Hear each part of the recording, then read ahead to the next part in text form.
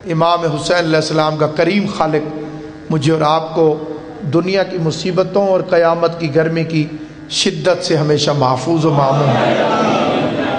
سامعین گرامی قدر، اللہ نے پورے سال کے اندر اس مہینے کو سید الشہور قرار دیا۔ ایک ایسا مہینہ ہے کہ جس کے نام کے ساتھ سید کا لفظ لگتا ہے۔ غور فرما، سید الشہور، شہور جو ہے وہ شہر کی جمع ہے، اور شہر عربی زبان میں مہینے کو کہتے ہیں۔ ایک لفظ لگ گیا ہے اس کے ساتھ، یعنی سید۔ اب کسی کی جرأت نہیں کہ وہ یہ کہے کہ شوال اور رمضان برابر ہے، حالانکہ بنایا ہوا وہ بھی اللہ کا مہینہ ہے، بنایا اسے بھی خدا نے ہے، اس کے دن کوئی ساتھ نہیں ہو جاتے، لیکن کیونکہ سید ہے لہذا سارے سال کے ہر مہینے کا سردار ہے۔ میں پوچھنا یہ چاہتا ہوں کہ جب سید ہے رمضان، تو کوئی اور مہینہ اللہ کا اپنا مہینہ ہو کے رمضان کی برابری نہیں کر سکتا، تو مکہ مدینے کے چرواہے حیدر کرار کا مقابلہ کیسے کرتے؟ غور فرما رہے ہیں یا نہیں فرما؟ میں بڑی توجہ چاہتا ہوں، یہ فکر عرض کرنا چاہتا ہوں۔ میں اس مہینے کی عزت اور عظمت کے لیے خدا بند کریم نے جو لفظ استعمال کیا وہ ہے سید۔ ایک مل کے صلوات پڑھ لیں بلند آواز سے، محمد محمد قبلہ کعبہ مخدوم نزاکت حسین شاہ صاحب، خدا ان کے سفر کو اپنی بارگاہ میں شرف قبولیت عطا فرمائے۔ طویل سفر کر کے ذکر حسین میں سید زادہ تشریف فرمائے۔ میں بڑی توجہ چاہتے ہوئے یہ فکر عرض کرنا چاہتا ہوں کہ ہمارے معاشرے کے اندر ایک بات ہمیشہ یاد رکھیں کہ جو آپ کو گمراہ کرنا چاہتا ہے وہ براہ راست کبھی بد عقیدگی کی دعوت نہیں دیتا۔ ایسی جرت معاشرے میں ابھی پیدا نہیں ہوئی کہ براہ راست گناہ کی طرف آمادگی کرائی جائے۔ شیطان کا بھی ایک طریقہ واردات ہے، اور وہ اپنے طریقے کے تحت عمل کرتا ہے۔ بڑی توجہ چاہتا ہوں، اس کے ایک طریقہ واردات ہے، اور وہ بڑے منصوبے کے ساتھ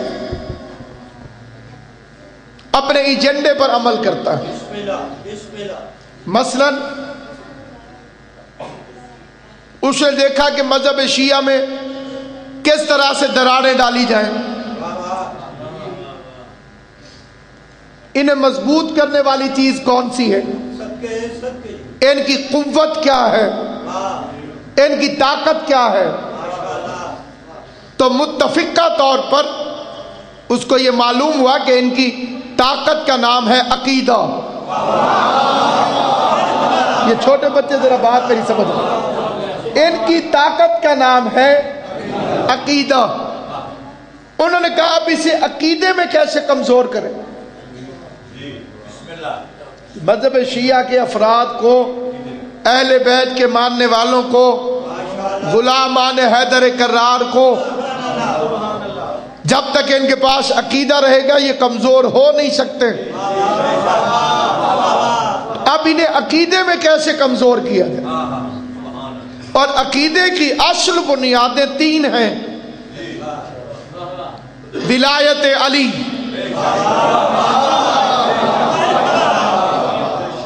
میرے مولا کی ولایت، دوسرے مقام پر عزاداری حسین۔ غور فرما رہے ہیں، جو دوسرا عقیدہ ہے وہ ہے عزاداری حسین، اور تیسرے عقیدے کی بنیاد ہے عظمت سادات۔ بے شک زبان سے نہ بولے لیکن توجہ ضرور کریں، وہ کیا چیز ہے؟ عظمت سادات، سادات کرام کی عظمت۔ اسی کی بنیاد پر ہے مذہب شیعہ۔ اگر عظمت سادات نہیں تو پھر مذہب شیعہ کی اصل نہیں۔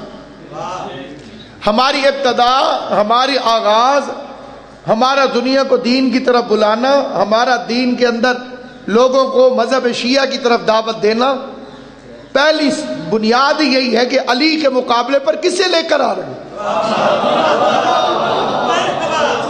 علی سید ہے، سید السادات ہے، جانشین پیغمبر ہے۔ ان کا کسی طریقے سے ان کے عقیدے کو کمزور کریں۔ عقیدے کی کمزوری کہاں سے شروع ہوتی ہے؟ اس کا طریقہ کار انہوں نے یہ اپنایا کہ پہلے عوام کے اندر یہ جھوٹی خبر اور برا عقیدہ چھوڑ دو کہ یہ جو اس زمانے کے سید ہیں یہ ہمارے جیسے ہیں۔ بڑی توجہ کہ جو اس زمانے کے سید ہیں وہ یہ ہمارے جیسے ہیں۔ اس کے اندر پہلا فکرہ یہی کہا جاتا ہے جی ان کے اعمال دیکھیں جی، سید ایسے کرتے ہیں جی جیسے یہ کرتے ہیں۔ پہلا سوال میرا یہ ہے کہ اللہ نے آپ کو کسی کے اعمال تولنے والا جج کب سے مقرر فرمایا؟ سب سے پہلی غلطی انسان سے یہی ہوتی ہے کہ یہ کسی دوسرے کے متعلق فیصلہ کرنے میں بڑی جلدی کرتا ہے۔ جی وہ تو فلاں آدمی تو وہ تو جی بالکل جی کافر ہے جی، وہ تو جہنمی ہے جی، اس کے اعمال دیکھیں جی، اس کے اعمال کیا ہے؟ تو فیصلہ جو خدا نے کرنا ہے اسے بندوں کو کرنے کی کیا ضرورت ہے؟ یہ فیصلہ تو خدا کرنے والا ہے۔ نہ جانے اس کریم کو تو ہے کہ وہ پسند۔ جو فیصلہ اللہ کے ذمے ہے اسے بندوں کو نہیں کرنا چاہیے۔ نہیں معلوم ہو سکتا ہے کہ اسے نمازی کی نماز قبول نہ ہو، وہ لوگوں کے سامنے سجدے کر رہا ہے اور آپ سمجھیں کہ جناب یہ تو بڑا نمازی ہے۔ اب یہ فیصلہ تو خدا کرے گا کہ اسے اس کی نماز قبول ہے بھی کہ نہیں۔ سر نہیں ہلانا، بولنا سب۔ ایک بندہ بظاہر دنیا کے سامنے روزہ رکھے ہوئے، ایک بندے نے روزہ نہیں رکھا ہوا۔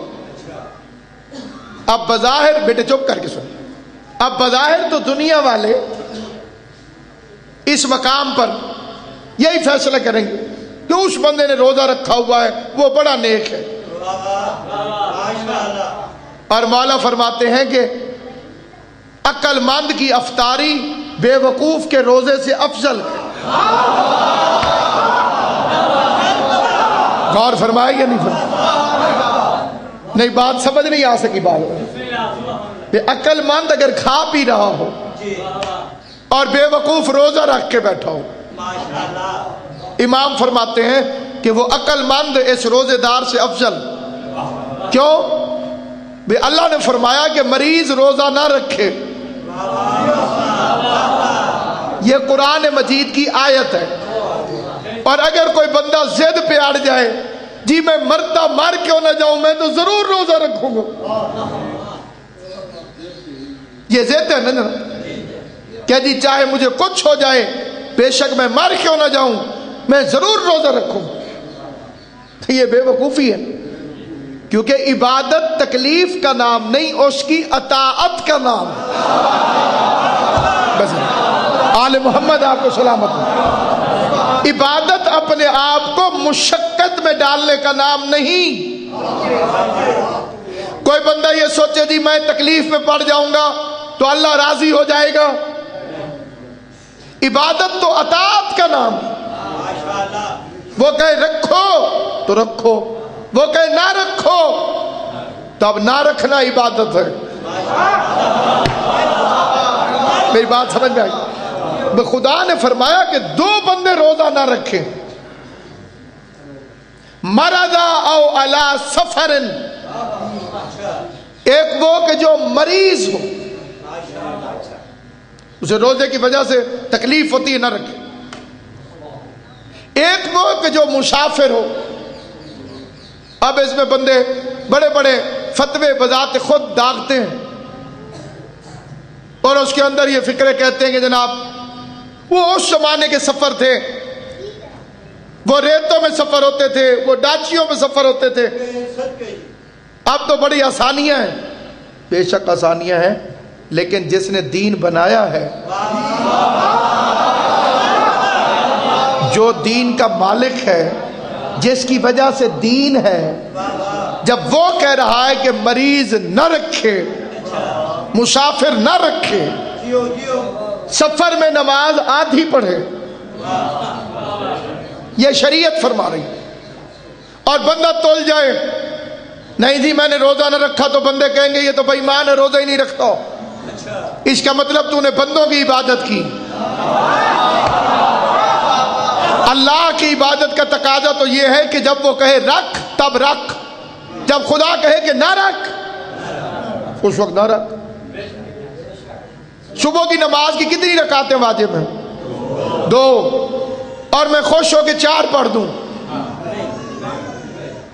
और कोई समझदार आदमी मुझे टोके और समझाए कि जनाब 4 रकात ना पढ़े, और मैं आगे से लड़ के कहूं जी है तो कुरान, मैंने कौन सी गालियां निकाली हैं, मैंने की तो इबादत है, मैंने किया तो अल्लाह का जिक्र है, मैंने पढ़ी तो सूरह अल-हम्द है, मैंने पढ़ी तो सूरह कुल हुवल्लाह है, मैंने पढ़ा तो सुभान रब्बियल आला व बिहम्दिही, सुभान रब्बियल अज़ीम व बिहम्दिही, अल्लाह का जिक्र करता रहूं। जवाब आएगा खामोश, अल्लाह ने हुक्म दिया है 2 रकात पढ़, तूने अपनी मर्जी से 4 रकात पढ़ी है। 2 रकात पढ़ना अताअत है, 4 रकात पढ़ना बगावत है।